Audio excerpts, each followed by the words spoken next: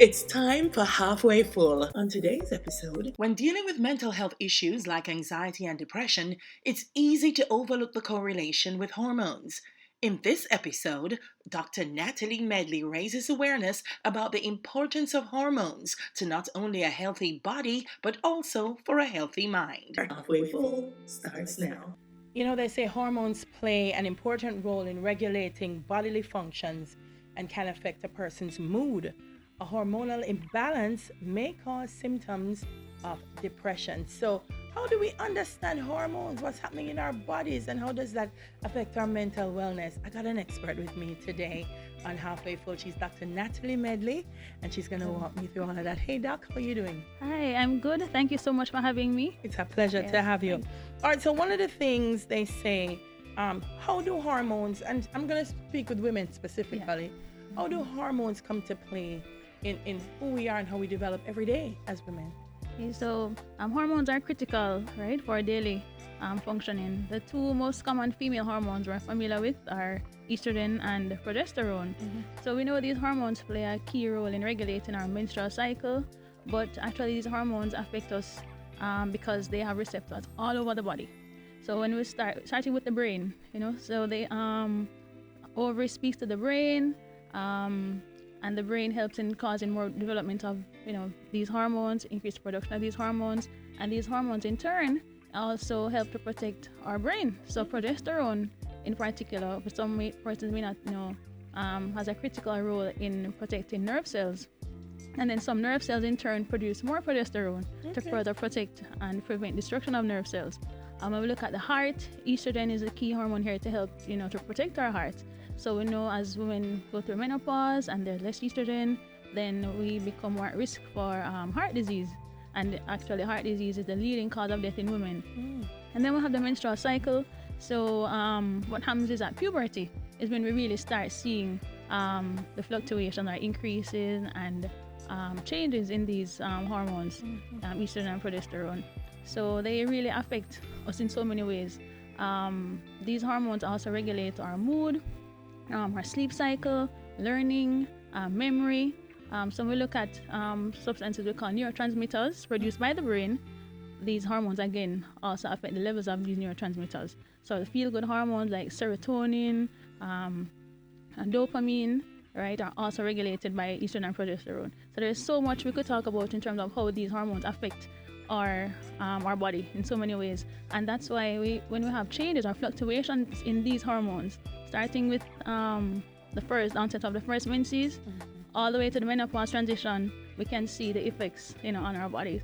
All right, you said there's so much, and we have time. We're going to talk about it because at the end of the conversation, I want women to be a little bit more familiar. It's the weirdest thing. It's something that naturally happens to us all through the stages of our life. But if you sit a woman down and you say to her, talk to me about estrogen and progesterone and how that comes to bear on your hormonal, we can't say nothing. We just not understand what you're talking about. So I want us to go away with a better understanding of this. Let's start from the adolescent years. You're young, you're just heading into your menstrual cycle. Okay, so going a bit more into what happens at puberty, right? So at puberty, this is when the brain starts, there's an increased production of a certain hormone from the brain. We call this gonadotropin and releasing hormones. So these hormones then send signals to the ovaries to start the maturation process of the ovarian follicles, which then causes the development of one dominant follicle, which then ovulates, and then we get the menstrual cascade happening. So what happens is that under the influence of, we're not quite sure exactly what causes menopause to start. There are different theories, not menopause, menarche, or the first menses. Different theories exist. So one of the predominantly held theory is that of body weight. So once your body weight gets to a critical level or critical BMI, then you have increase in production of various hormones, and then the gonadotropin starts sending signals to the ovaries to produce certain hormones and cause maturation of follicles. So in the first phase, what happens is that you have increased levels of what we call FSH, follicle stimulating hormone. So it does exactly what the name says. So it stimulates the ovaries to produce mature follicles. And these maturing follicles or developing follicles now thereby increase the levels of estrogen. In this phase, estrogen levels increase.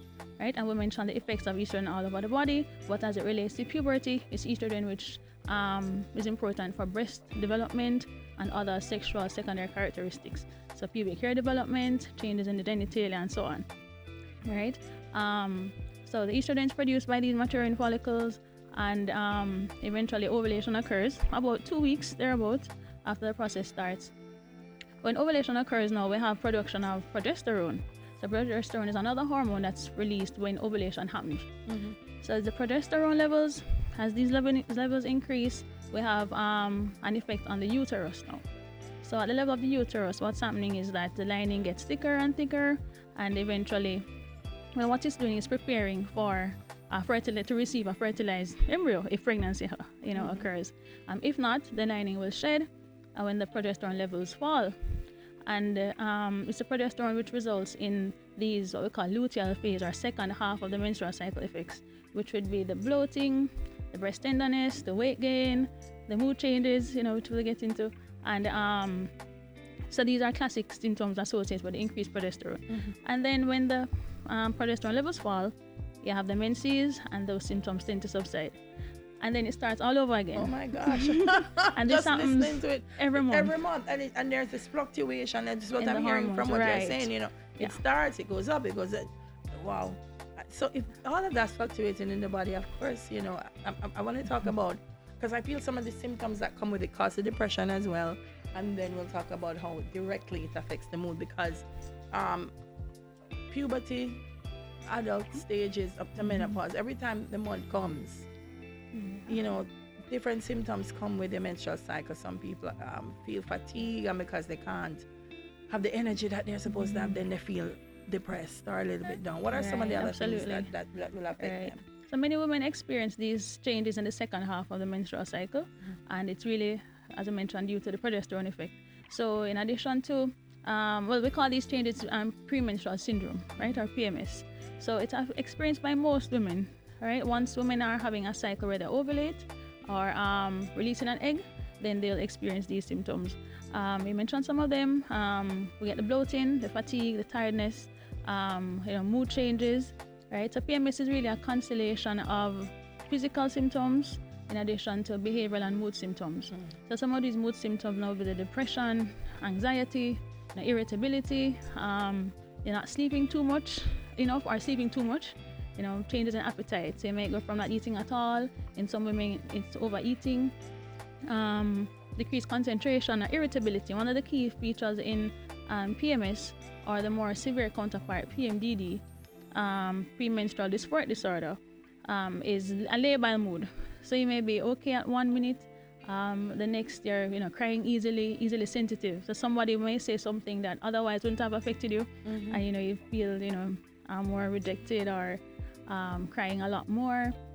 I mentioned the depression. So these are the constellation of symptoms that we find in PMS. But when these symptoms become severe enough and actually affect functioning or quality of life, this becomes concerning. Yeah. So most women will get mild symptoms like these, but when they become severe, then we may diagnose PMDD, which is seen in not most women, just about 2 to 5. So the majority of women are managing these symptoms okay, but in some of us it tends to be a bit more. I feel when we get to my age, perimenopause, then it becomes a little bit more difficult, because I've spoken to a lot of women who go through menopause, and they say people tell them about hot flashes, maybe one other thing, but then when they get into it, there are like 30 different symptoms that you're running into, and you're saying, is this menopause? What is happening to me? Am I getting older, which is why I'm depressed? And it might just be the menopause. So let's tell me a little bit about that in terms of your well-being as well. Right. So this represents another aspect where hormone levels change. All right. So this is really due to the declining levels of estrogen and the progesterone. So so how women are designed, how we're made, is that all the eggs we'll ever have in our lifetime are actually made from we're in our mommy's womb, right, from before we're born. Okay. So we have the peak number before we're even born, and then they just start to die off. So from at birth, we have maybe about 1 million follicles. By the time we get to puberty, we have about 500,000. And then every month, we recruit a whole lot of follicles, of which one ovulates. So they're just constantly dying off, right? What? Constant attrition. So we don't make any more. And they're not coming from nowhere Yeah, else. they don't come anywhere. We don't make any more. This is what you have, and that's right. it. So what you're born with, that's what we work with. Okay. So menopause represents a period where we're pretty much running out of follicles, and these follicles I mentioned earlier produce estrogen, and progesterone as well during this process. So as these hormone levels fluctuate or change or decline, then we start noticing again physical symptoms and emotional symptoms as well. Classically, a lot of women will know the vasomotor symptoms, the hot flashes, the night sweats, right? But the mood changes, as you described: depression, anxiety, irritability, decreased concentration. People start to wonder if they're losing their minds Brain because they're not fog. remembering anything right. Yes. So these are some of the early symptoms. Later manifestations then include changes in the genital tract. So the vaginal dryness starts to come in because of the reduced estrogen levels, decreased sex drive, and this can cause impairment in relationships. Genitourinary symptoms of menopause. So these refer to urinary symptoms: frequent urination, burning in the genital tract, going to the doctor a lot because you may think you have a bladder infection and the test is negative. So these are some of the symptoms. Incontinence. So not able to hold the urine properly. So a person might not see these as being linked to menopause, but these are actually some other menopause symptoms. But Lord have mercy. What that's saying to me, and you see, this is why it's so important for us to have these kinds of conversations, because sometimes things are happening to people and it's a natural thing to happen to you because you're getting older, your body's changing. Right. But it's happening, and because you have no idea what it is, then you become depressed, and your mental Right. well-being becomes compromised because you have no idea what's going on and why is this happening to me. But Dr. just named out a bag of things a while ago. Yeah, and there are more. There are even more long-term effects. I didn't even get into like the bone loss, osteoporosis that can happen, the increased risk of heart disease, heart attacks, as estrogen levels fall. Dementia risk increases after menopause. So it's a lot. And even women who are aware of these things happening or know that these things can happen, it's still distressing because just going through a major life change, Absolutely. the loss of your fertility potential, is enough to make many women, anxious or feel depressed. Wow. So it's a natural process. So how do I fix it? Because the body is the body. But so what do I do? All right, managing menopausal symptoms. Well, one, awareness. So, it's important to have these sessions like these where we have these conversations. So women aren't taken too much off guard when they see these things happening, and they know they can seek help and, reduce the impact on the quality of life. We have, simple measures that we use, more lifestyle modifications, exercise, diet modifications. So if you drink a lot of coffee, alcohol, we'd advise that you, stop those or reduce those. Stop smoking. Wear lighter clothing, of course, especially to help with the hot flushes and in our environment, that makes sense. Vaginal lubrication for vaginal dryness.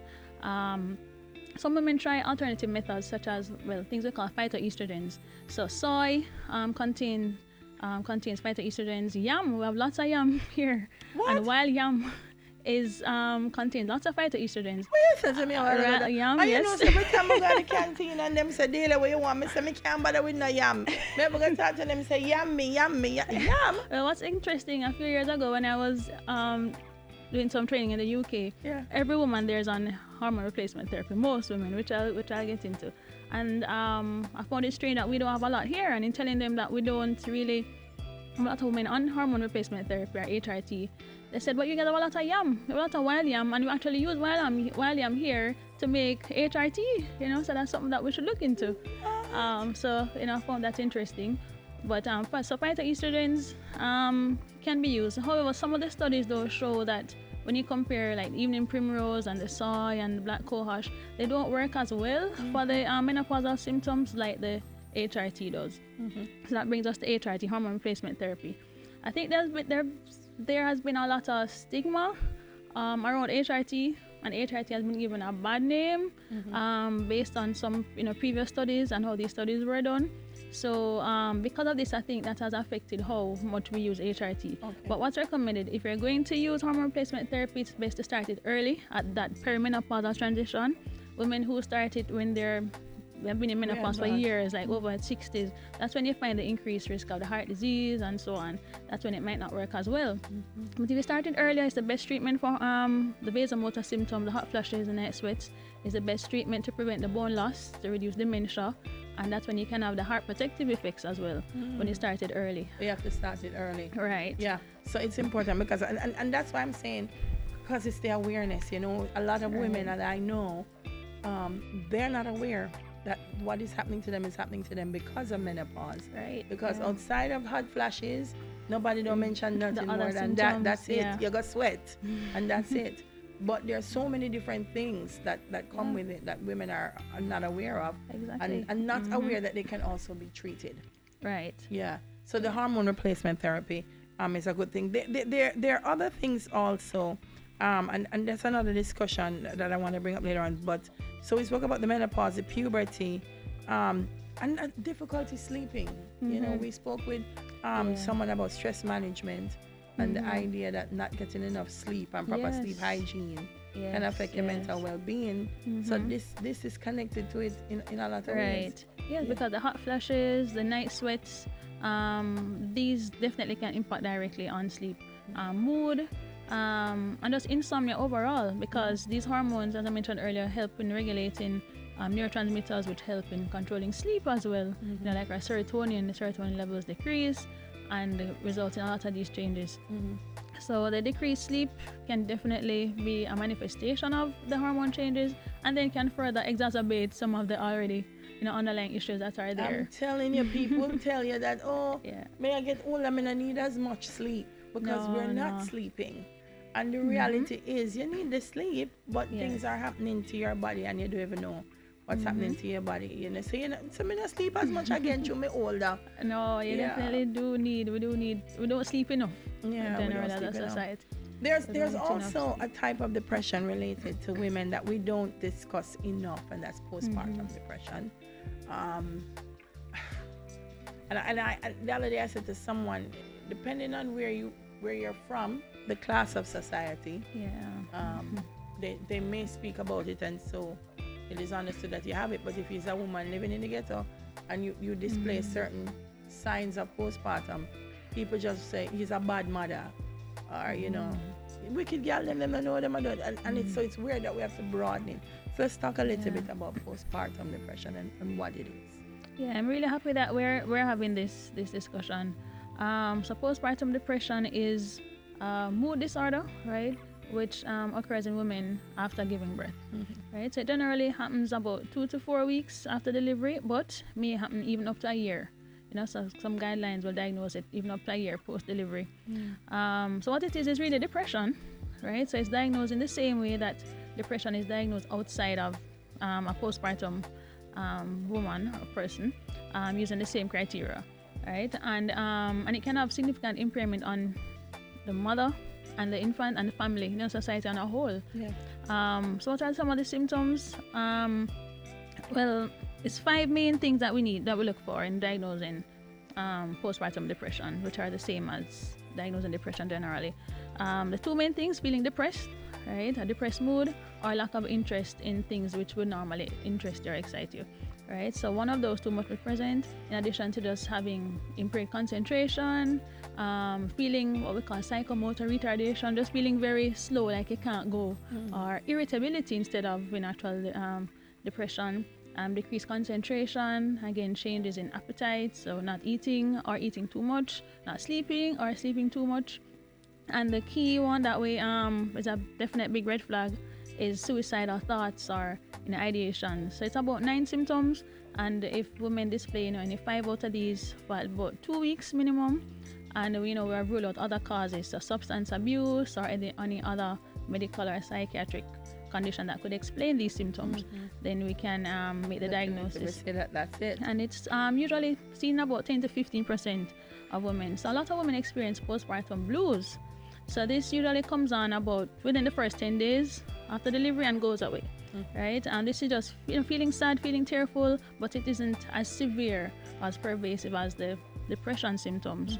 But within 2 weeks, if this doesn't go away within the 10 days, this is a patient you need to keep a person need to keep a close eye on, because postpartum depression is something that actually could be happening as opposed to the regular postpartum blues. So I'm a, you know, I'm a partner, I'm a man at home, or I'm a mom, I'm a sister, I'm a colleague, and someone is around me. How can I say this might be postpartum depression? Right, so that's a good question, because many persons don't have the classic symptoms I just described.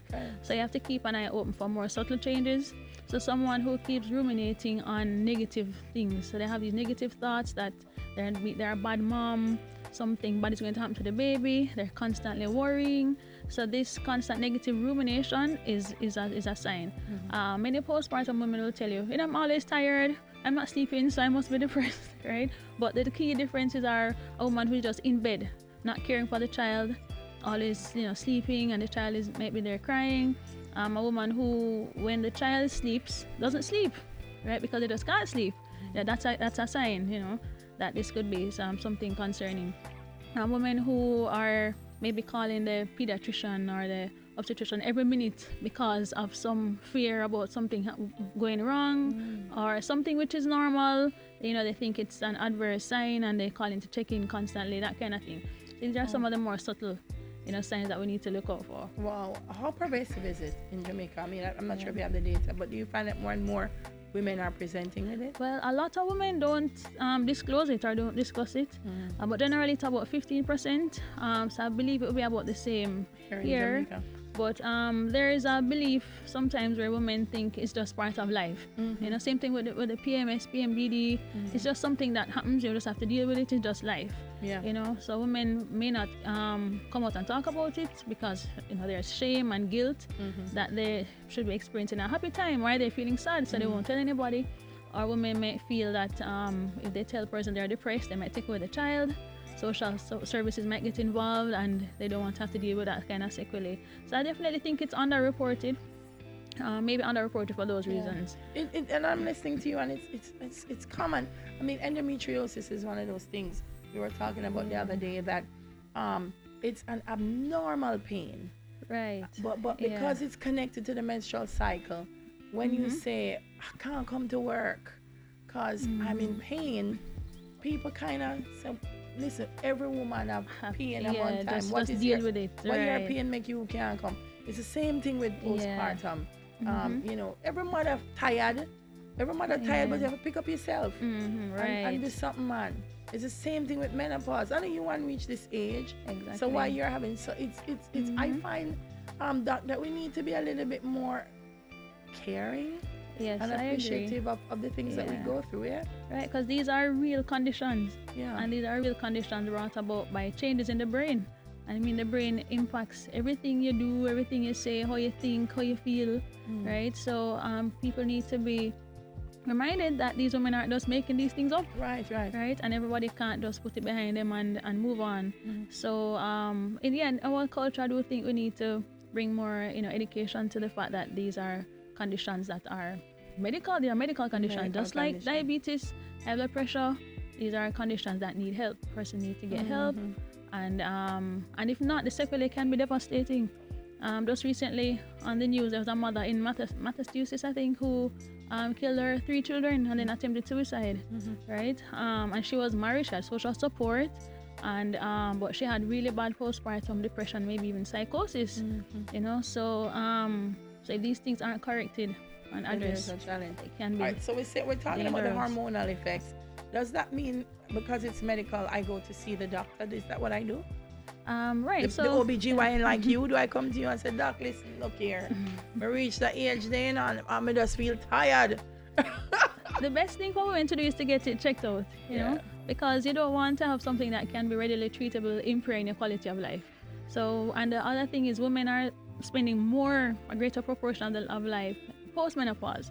The person are living longer, life expectancy is increasing, so you want to ensure they have good quality of life, right? So if you're thinking you may be suffering from some of these perimenopausal effects, then get it checked out. It's a good place to start is with your primary care physician or a general practitioner, or you can start with a gynecologist. For many women, their gynecologist is their primary care physician, and then if we see the need now to refer on to for additional help, so for example, postpartum depression, we may get the psychiatrist involved, the therapist involved, so it may be a multidisciplinary approach. But a good place to start is with the general One of the things that the OBGYN may do is recommend contraceptive methods that have estrogen in them, estrogen based. That could work as well, eh? Right. We use these a lot in managing PMS or PMDD.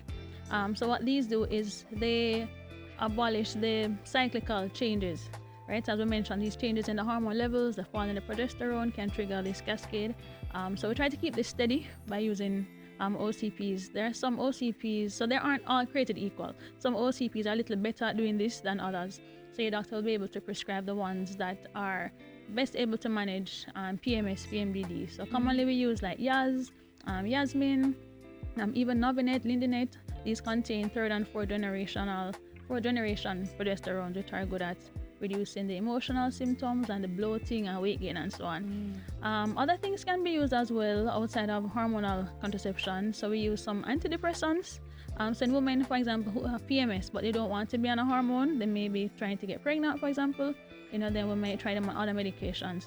Or women who just can't tolerate hormonal effects, we can try other medications.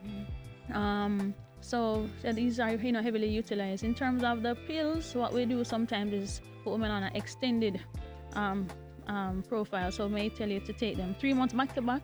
So you have like 4 menses for the month, for the year, to reduce these the fluctuations.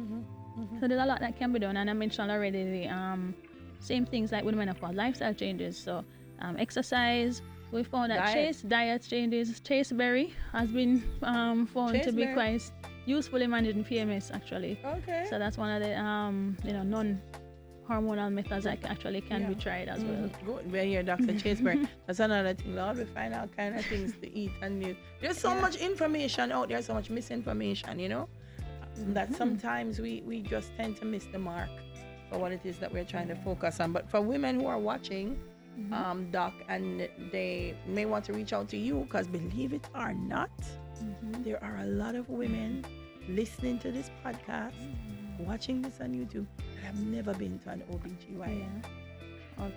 Why is it important for women to go to OBGYN? Well, I always tell women, the OBGYN, I recommend that a woman have her first visit with a gynecologist by age 21. Right. So for a regular well woman checkup, we can assist with issues like irregular menses, painful menses. We can have a discussion about contraception. We can talk about PMS, PMDD, which we discuss, and ways to help to reduce those symptoms and improve quality of life. In terms of pregnancy care, we can talk about planning pregnancies, supplements to start on before getting pregnancy to ensure a safer journey, controlling blood pressure, diabetes. So there's so many reasons women need to, see the OBGYN. Before 21, of course, we do have women who come to us for several, issues. Again, menstrual issues, vaccinations for HPV, and big on talking about reducing cervical cancer, so HPV vaccination. So I would say, if you haven't seen one, it's good to even do a well woman checkup. So you don't have to wait until something is wrong to see your obstetrician and gynecologist. There are lots of well woman things that we can. You don't have to wait until you're pregnant. No. And you don't have to wait until something wrong and then they send you. I think I feel like once I go to the GP, I'm good. And the GP is great. I mean, I know some very great GPs, but you want to go to the OBGYN because there are just some things that they're going to. They're specialists, and there's some things that's what we do every day, all day, and every day. Including women in menopause, because women will think, well, my period's done, I know one woman not going to OBGYN for again, can't have no kids, why would I go there? But it's important to still go. Yeah, it is. Apart from the menopausal transition, we can still discuss screening. This is when the risk of some cancers increase. The screening for endometrial cancer, continue talking about screening for cervix, start screening for colon cancer after 50 or earlier. So it's a lot. That can be discussed or to be discussed even after menopause. All right. For women who want to find you, where do they find you, Doc? Okay, so I am located primarily now at the Mona Institute of Medical Sciences, which is located on the hospital compound of University Hospital of the West Indies. The contact number 977-1512. But I can also be reached on Instagram as well. I'm Dr. Natalie Medley, Dr. N. Medley Gynae Onc on Instagram. All right, Dr. N. Medley Gynae. We put it up on the screen so that they can see. Always a pleasure talking to you, Doc. She's super smart, you know. She has everything nailed down. That's why I had to bring her in to educate us. But thank you so much. Yes, for and speaking with us. Thanks again for having me. Ladies, it's not enough that we're just okay. That's halfway. We're going up to full. We want to be fully enjoying our body, who we are, who we were created to be, and we want to make sure that part of that is that your woman's health is 100%. Thank you for staying with us on Halfway Full.